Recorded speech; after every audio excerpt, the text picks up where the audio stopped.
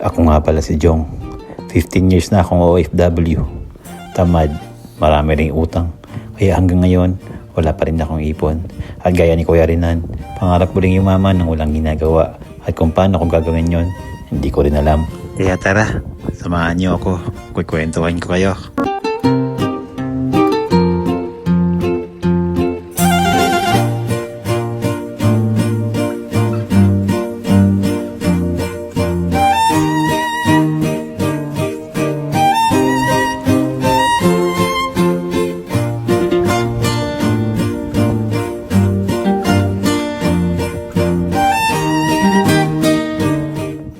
At ngayong araw nga pala ay day off ko na naman. Kaya ito, wala na naman akong magawa.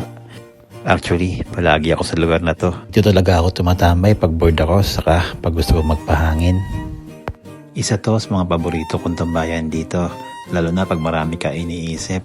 Sobrang tahimik at nakaka-relax naman talaga dito.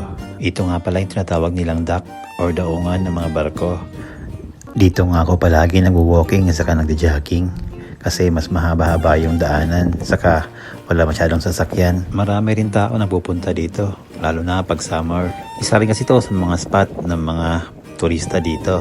Kasi dito sila nagka-camping, nag-swimming, saka tumatambay din. At pag summer, marami kong truck, caravan na nakikita dito, nakapark lagi. At ngayong araw nga rin pala, medyo malakas yung hangin. Kaya hindi na rin ako nagtagal sa lugar na to, kasi sobrang lamig na talaga.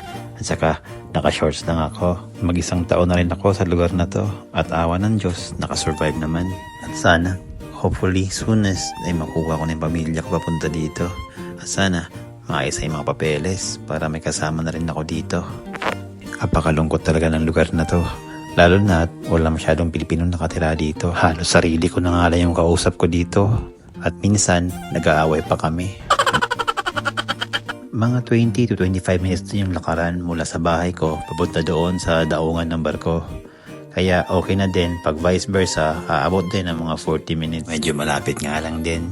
Ito na rin yung pinaka-exercise ko pag wala akong ginagawa. Nakakalungkot nga din kasi wala akong makita mga tambay at saka mga marites na nag-uusap sa labas. Para nga pala sa mga nagtatanong kung may mga hiring pa dito. Opo, may nakita po akong isang vlogger. From Norway nga pala yun, si Chef Philip. At nakita ko nga sa post niya na hiring yung mga hog raisers, saka yun sa mga dairy farmers. Kaya kung may experience ka, saka may certificate ka din, mag-apply ka na. Halagay ko sa baba sa comment section yung pangalan ng agency. Kayo na pong bahala magtanong sa kanila. Good luck sa inyo mga idol, mga kabayan. O siya, paano? Hanggang dito na lang muna. Next time na lang ulit.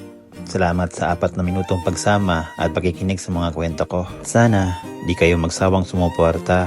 Isang pampaganang like naman dyan. At follow for more. Bye-bye!